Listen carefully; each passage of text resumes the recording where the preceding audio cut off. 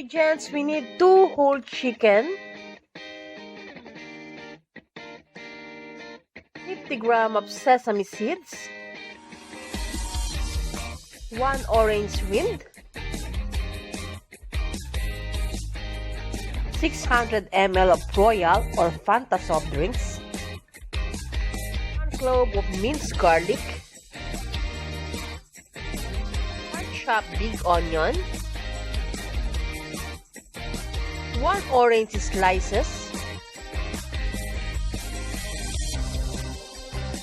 200 ml of soy sauce, 50 grams of all-purpose flour, 1 teaspoon of black pepper. Procedure, we need to marinate the chicken, put all together all the ingredients, and marinate it until overnight.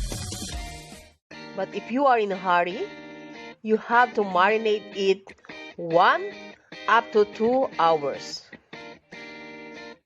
Take note guys that don't add here the all-purpose flour because we are using this one later on as a thickener for the sauce.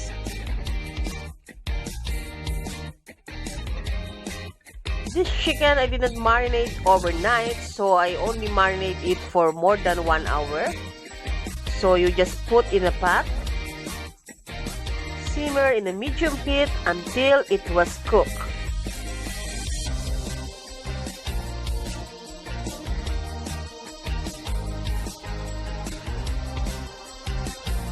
So I'm turning the chicken in another side so that it will be cooked on both sides.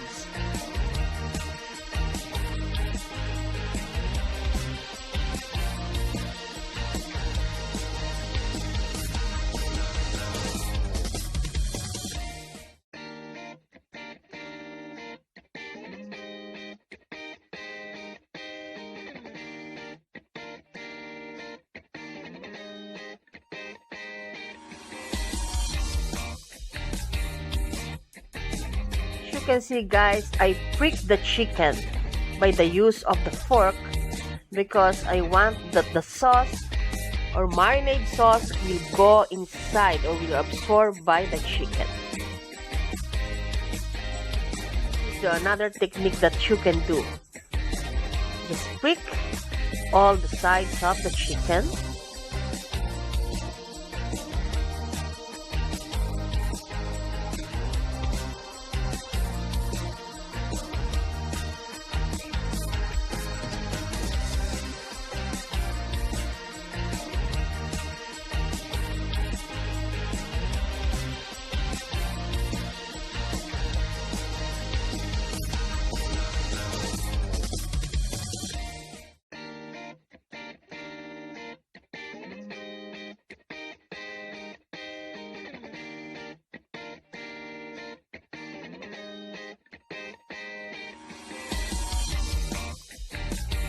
You can see guys, I will add now the all-purpose flour as a thickener of the sauce. You can also use a cornstarch or corn flour, but I don't have it. That's why I use all-purpose flour. It's up to you. What do you want to use?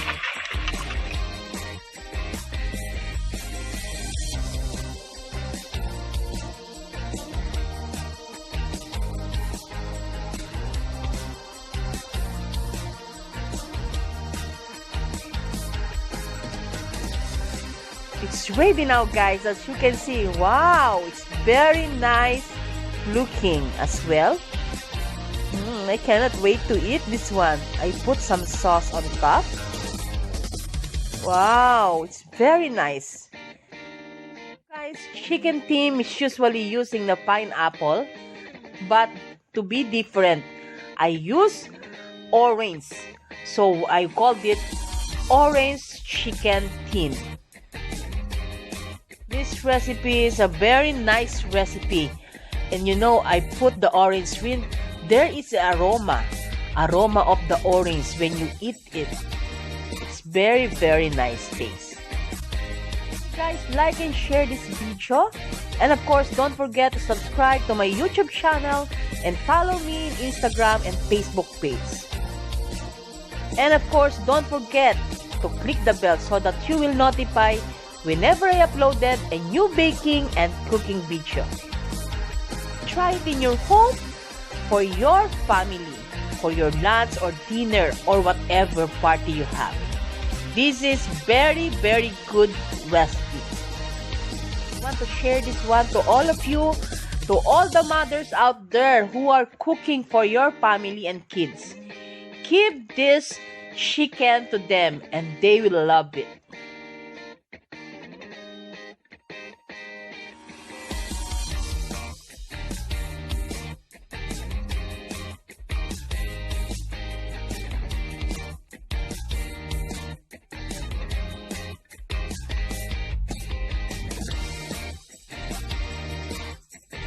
I will try to remove the leg and I want to show you inside. I cannot wait. This is very nice. As you can see. Wow. It's so delicious.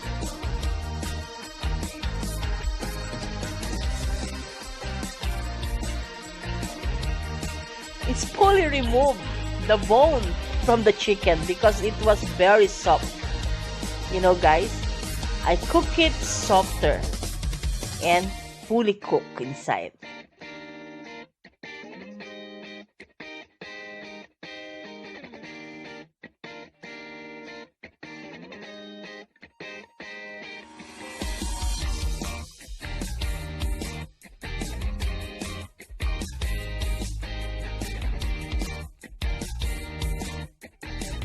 And again, this is Chef Deborah.